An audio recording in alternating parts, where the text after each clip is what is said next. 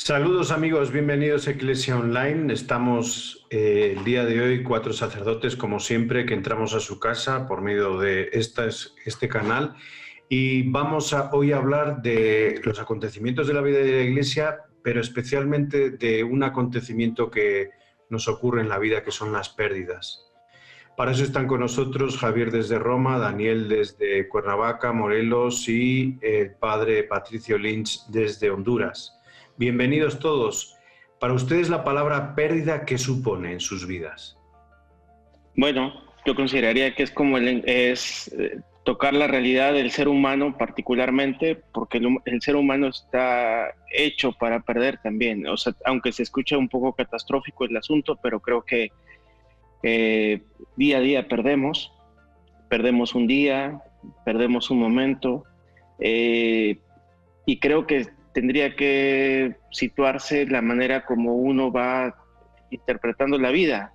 Perdemos o por otro lado también ganamos. Podemos ir ganando experiencia, ganando amigos, ganando encuentro con los demás. Entonces, yo creo que es parte de lo que nos acompaña durante toda la vida. Bueno, hemos empezado con todo. Yo me asusté, Daniel, porque cuando empezaste tan pesimista, digo, bueno, acá pareces el argentino, ¿no es cierto? Parece la letra de un tango, ¿no? Todos perdemos, pero es así, ¿no? Pensaba, bueno, aprovecho para saludar también, ¿no? Un gusto estar acá. Y en el fondo creo que es un proceso de asumir con radicalidad nuestra finitud, ¿no es cierto? A veces creo, depende también la edad en la que tengamos, ¿no? Podemos tener la ilusión de creer que podemos controlar las situaciones, podemos controlar las cosas, los acontecimientos, las circunstancias, ¿no? O pensar de que la vida dura para siempre. Y en el fondo después, especialmente cuando atravesamos situaciones límites o difíciles, ahí nos damos cuenta de la precariedad, ¿no? Nos damos cuenta de la finitud, nos damos cuenta de que queramos o no queramos, todos en algún momento podemos estar en una situación de enfermedad, de pérdida, de dolor, ¿no es cierto? Entonces, lo concluyo con esto, ¿no? Ojalá que podamos todos hacer un proceso de profunda aceptación y de asumir nuestra condición, ¿no? Pero no de una mirada pesimista, ¿no? Después quizás en algún momento del programa me gustaría compartir algo en torno a la esperanza, ¿no? Porque creo que los cristianos, desde una mirada cristiana de la vida, siempre estamos esperando lo mejor, ¿no? Aunque parezca que no concuerda con la realidad, ¿no? Pero siempre estamos esperando lo mejor. ¿Qué tal? Saludos, ¿cómo están?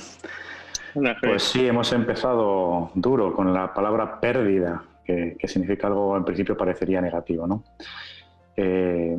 Simplemente yo repito un poquito lo que ha dicho ahí el padre Daniel, es parte de la vida.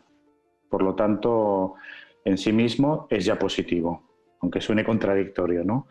Estamos hechos para unirnos a las personas, unirnos a las cosas, para tener estos apegos que nos dan vida, que nos hacen amar, nos hacen vivir, nos hacen sentir.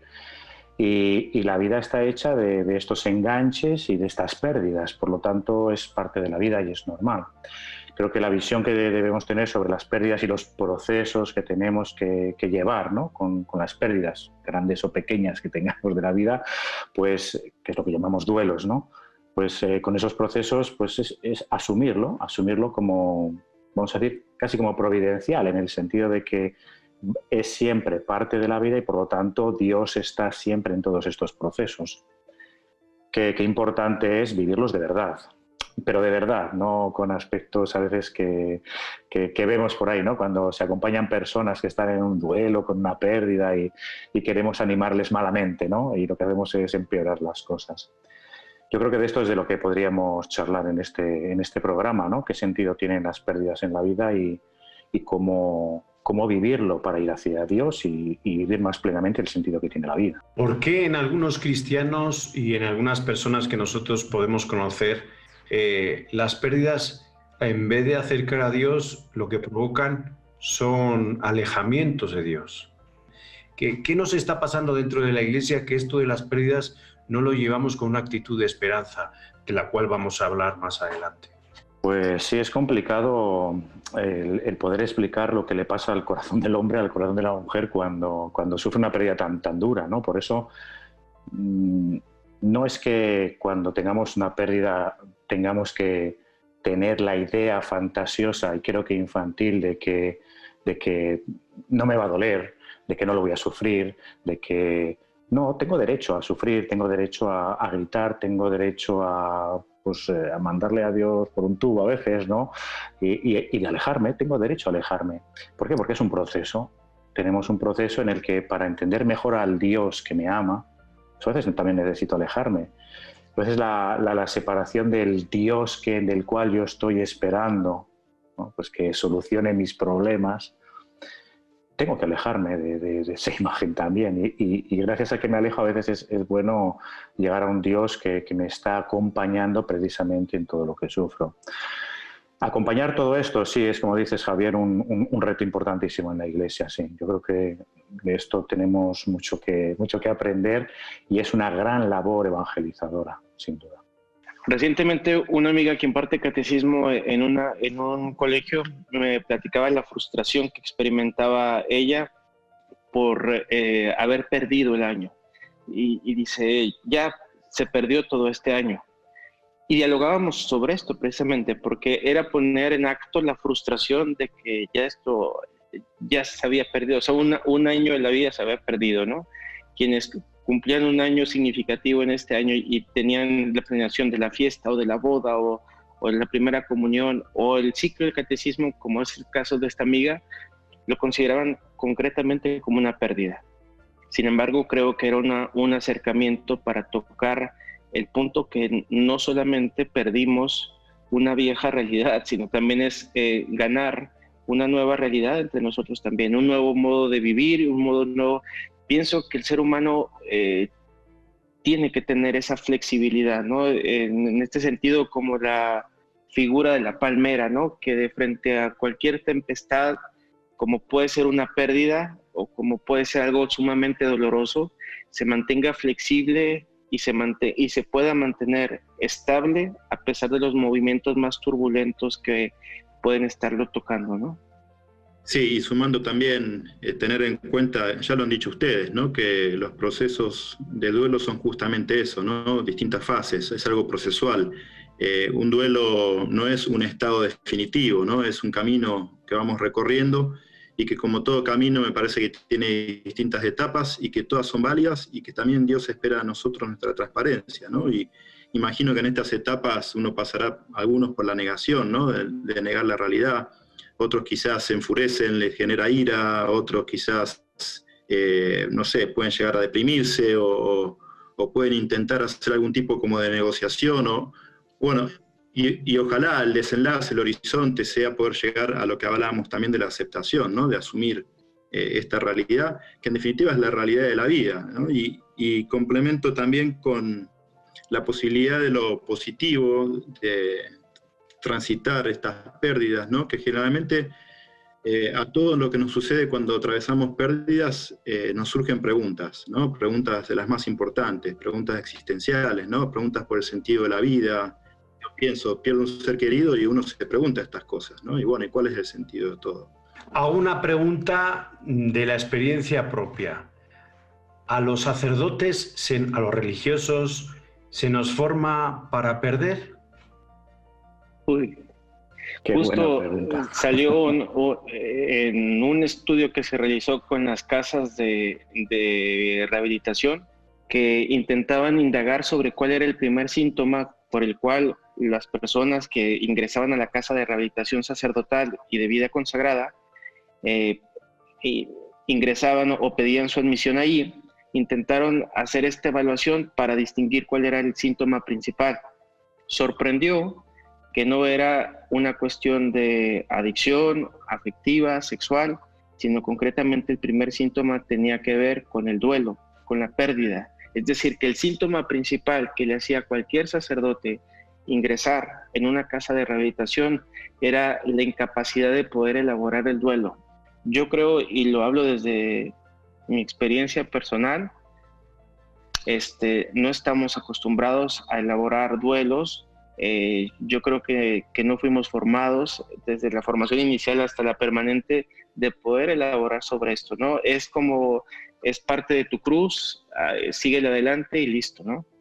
Sí, estoy de acuerdo que hay un déficit muy grande en esto, y por eso también nos cuesta tanto después acompañar los procesos de las personas que se acercan a nosotros pidiendo la cercanía o la escucha, y que necesitan esa presencia del religioso, de la religiosa, del sacerdote, de la persona especialmente consagrada, para sentirse en su proceso pues reivindicado en lo que está sintiendo, en lo que está viviendo por Dios mismo, ¿no? Porque en este momento puede que esté necesitando no escuchar a Dios, pero necesita de alguna manera tenerlo cerca, vamos a decir, ¿no? Entonces no sabemos llevar esos acompañamientos porque no lo hemos hecho nosotros muchas veces, no hemos sabido vivir, ¿no? Espiritualizamos excesivamente desde la cabecita para arriba en lugar de espiritualizar desde las entrañas, ¿no? Desde el corazón o desde el sentir más profundo. Sí, es un reto muy importante formarnos todos en todo esto, sí. Sí, creo que es vital, ¿no? Y no sé qué piensan, pero a veces me parece que cuando nos toca acompañar personas que han perdido familiares, por ejemplo, uno suele escuchar tanta cantidad de frases como hechas, ¿no? Frases que supuestamente hay que decir en esos momentos, que cuando a uno le toca la pérdida de un ser querido, ese tipo de frases, la verdad, no suman, no ayudan, más bien molestan, ¿no? Por eso creo que ustedes están diciendo algo clave, que es la importancia de las presencias ante las situaciones de pérdida, que quizás no es tanto ir a decir frases hechas, sino simplemente estar. Qué importante es esto que estás comentando, Patricio. No solo tenemos que estar con las personas en estos momentos, sino que tenemos que aprender a saber estar, cuando en realidad no tenemos ni que hacer ni que decir nada, porque no tenemos que animar o arreglarle la vida a nadie, ¿no? Sino que lo que tenemos que saber es qué es lo que la persona necesita, y la persona normalmente lo que necesita es una oportunidad para poder compartir el momento, y se acabó, y eso ya es sanador. Por lo tanto, basta con escuchar y ya está. Y puede parecer muy simple, pero yo creo que desde lo más evangélico que podemos hacer en la vida diaria, con los acontecimientos diarios que están llenos de pérdidas, unas más pequeñitas y otras muy duras, ¿no? Como perder a un ser querido. Vamos a una pausa y enseguida volvemos aquí a Iglesia Online.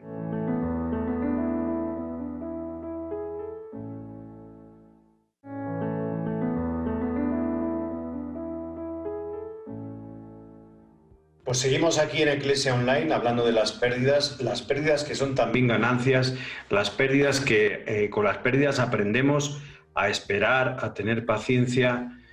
Pero bueno, para esto se necesitan unos pasos del duelo que muchos de ustedes conocen, y yo que me gustaría que pues aquí entre los cuatro volviésemos a reconocer esos pasos que toda persona da cuando pierde algo.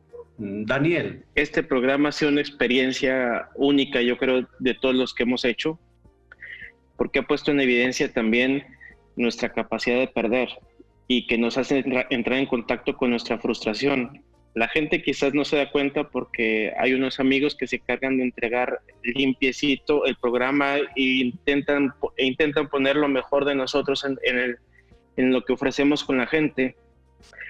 Pero este programa nos ha hecho entrar a nosotros en contacto con la pérdida del internet, pérdida de estabilidad de la línea. Hasta Pato perdió la cabellera que traía inmensa, pero nos ha hecho entrar en contacto con la pérdida, que nos permite como manejar la frustración y por otro lado también un poco desquiciarnos en el momento de que sabemos que muchas veces las cosas no salen como esperábamos. El duelo nos hace entrar en contacto con esta realidad tan humana, donde nos permite darnos cuenta que las cosas muchas veces no resultan como las planeamos. Yo nomás quería agregar un detalle que es como muy discreto, la llamada depresión anaclítica.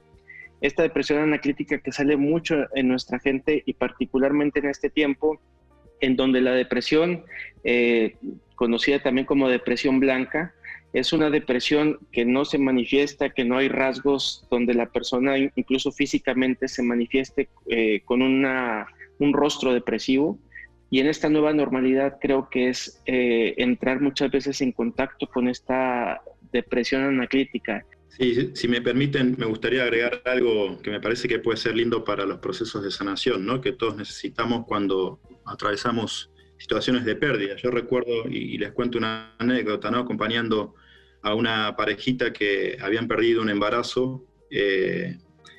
Bueno, estaban esperando con mucha alegría este bebé, y bueno, imagínense, ¿no? Y lamentablemente el embarazo se detuvo. Ellos entraron en una dinámica de depresión, de tristeza, ¿no? Pero en algún momento fue interesante proponerles hacer un ritual, ¿no? Y acá sumo, me parece, la importancia de los rituales a la hora del proceso de sanación en las pérdidas, ¿no? Y el ritual fue muy sencillo, fue invitarlos a escribir una carta a este hijo o hija, no sabían el sexo aún, y que puedan acercarse a algún lugar. Por ejemplo, yo les propuse ir a un cementerio, ¿no? Y sentarse en un cementerio y poder leerle la carta a este pequeño o pequeña que había fallecido, ¿no? Al punto tal que a partir de ese momento ellos empezaron también a vincularse con su hijo fallecido, ¿no? Sí, es fundamental esto de los rituales en el proceso de duelo. Yo añadiría a lo que estáis comentando, el aprender a trabajar las emociones y el dolor de la pérdida. Creo que son un punto esencial. Y creo que se hace desde la aceptación incondicional. La persona, cuando tiene una gran pérdida, tiene un desequilibrio enorme. Tenemos todos un desequilibrio enorme, porque la vida necesariamente va a ser completamente distinta a lo que era antes. Y recolocarse en un nuevo estado de vida requiere un proceso largo donde el mundo emocional y sobre todo el dolor, pues hay que saber acompañarlo. Y esto creo que hay que hacerlo mucho desde Jesucristo, desde la fe, desde el amor auténtico, que no requiere dar consejos, sino estar, ¿no? Y creo que es un tema muy importante, trabajar el mundo emocional tal como se está viviendo, desde la aceptación incondicional, como digo, y del dolor, ¿no? Porque la persona tiene que ir aprendiendo, y es un proceso personal independiente en cada uno, adaptarse a un medio en el que la persona, en este caso, si es un fallecido, pues está ausente y tiene que adaptarse. Y nuestro caminar evangélico con esas personas es estar al lado, saber que está bien todo lo que están viviendo. Y eso ya es sanador en sí mismo. Y ahí colgar todos estos rituales y todo lo que están comentando, ¿no? Que es una manera de recolocar emocionalmente, ¿no? a la persona o a lo que la vida nos ha quitado, ¿no? Y continuar viviendo de otra manera, pero continuar viviendo, ¿no? Igual de felices y, si Dios quiere, pues habiendo aprendido y con mucha más fe y mucha más esperanza, claro. En ocasiones, de acuerdo a cómo sea el duelo y los recursos humanos que una persona tenga, es el acompañamiento que tiene uno que tener. Es decir, porque en ocasiones, ante la pregunta qué tipo de acompañamiento se tiene que dar después de una pérdida, pues no sería tan fácil emitir una carta de decir usted necesita esto, usted necesita lo otro, sino que hay que valorar qué tipo de pérdida se tiene y cuáles recursos son aquellos con los que cuenta la persona. Haciendo esta doble valoración, podemos ubicar qué tipo de acompañamiento resultaría importante para que uno como sacerdote no se pudiera sentir omnipotente de poder acompañar cualquier tipo de pérdida, sino que también tiene que ser un acompañamiento compartido, ¿no? En ese sentido, en algunos de los casos. Sí, yo quiero compartir aquí una experiencia, ¿no? Stephen Fleming, creo que se llama, es un famoso teórico de esto, del duelo, ¿no? Ahí en internet pueden encontrar muchas frases famosas de él, ¿no? Y él tiene una que se ve mucho por ahí, yo creo que es clave, ¿no? Que dice que el duelo es el proceso de pasar de perder lo que tenemos a tener lo que hemos perdido. Y para mí esto es clave, ¿no? Es decir, de perder lo que tenemos a tener lo que hemos perdido, ¿no? Yo recuerdo, pues hace 4 años y pico murió mi padre, ¿no? Y yo he estado como en duelo sin haber solucionado algo durante mucho tiempo, ¿no? Hasta que, bueno, pues una escuela de formadores que nosotros tenemos, hicimos un evento pues con unas psicólogas católicas que nos ayudaron a recolocar los grandes duelos parentales, digamos, ¿no? Pero es que fue cuestión de 2 días, por decirte, ¿no? Y recoloqué la muerte de mi padre y encontré una paz profunda en el hecho de decir, bueno, es que ahora ya tengo lo que he perdido. En realidad, simplemente lo había perdido y ahí me había quedado. Y hace falta a estas personas profesionales y desde la fe que nos ayuden a dar estos pasos. Y para mí fue fundamental, y no es que tuviera menos fe, ni que no creyera en Dios o que no creía que mi padre está en el cielo, etc. No, que va. Es un tema mío de saber recolocar en esta vida y recolocarlo desde la fe. Y cada uno tiene sus procesos. Y hay quien sabe encontrar el momento y decirte, no, tienes que tener lo que ya has perdido. Por lo tanto, hay un proceso de aceptación, un proceso de dolor, un proceso de tal, ¿no? Y yo me sentí profundamente tocado por Dios cuando se recolocó esto. Yo pienso que es una de las mejores labores que podemos hacer con tanta gente que necesita esto de acompañamiento. Desde la palabra de Dios, ¿cómo podemos ilustrar todo esto de la pérdida y el dolor?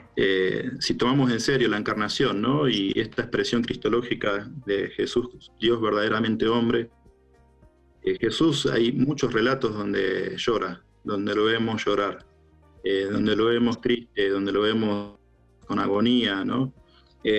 Y me resulta muy lindo este texto como para resaltar también el regalo de la amistad en los momentos de duelo, porque Jesús sabemos que tenía amigos.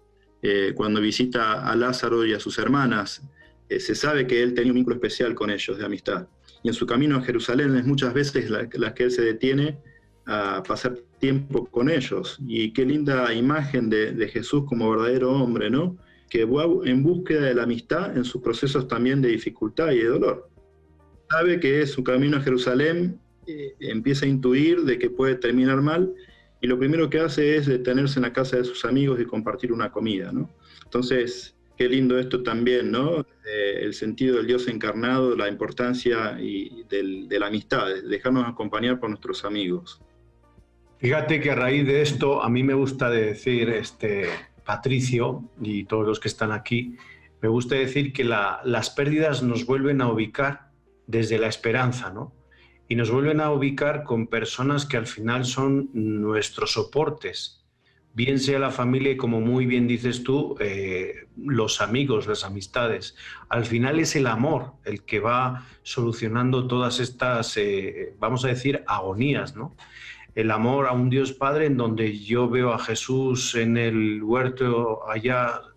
Y bueno, pues esto también yo acepto las pérdidas que tengo en mi vida, las acepto y me duelen, pero al final las acepto por amor, porque estos problemas que creemos que son problemas, que al final es algo natural en la vida, como es la pérdida. También yo quisiera añadir que dentro de la iglesia, como trabajar esta pastoral de la consolación, resulta un elemento fundamental también como nuestro compromiso evangélico, ¿no? Siguiendo la misma línea de Javier Monroy y de Patricio, que señalan desde la realidad misma del Evangelio una búsqueda de encontrarnos con el otro, acercarnos, o lo que tú comentabas, Javier, en el punto de la amistad.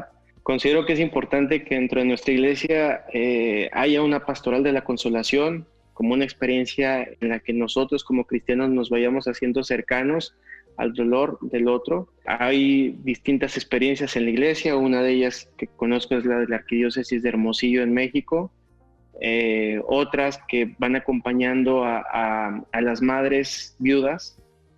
Pienso que este acompañamiento resulta fundamental, donde se hace una iglesia cercana bajo la bandera de la consolación, de la ayuda por el otro, hacerse cercano a esta realidad. Yo quisiera concluir pues con un agradecimiento, porque si algo yo he aprendido de las pérdidas ha sido en esos 13 años en los hospitales de la Ciudad de México, en la colonia Doctores, como capellán, en donde pues al final me han enseñado y me están enseñando, porque esto es un continuo aprendizaje, primero a formarme como sacerdote, como religioso, no lo sé todo, y segundo, a estar en silencio, porque hay situaciones en donde nada más se requiere tu presencia y el abrazo silencioso, que es estar ahí, nada más. Y segundo, contarles a los que nos ven en Iglesia Online que este ha sido el programa más difícil, porque se perdía la conexión.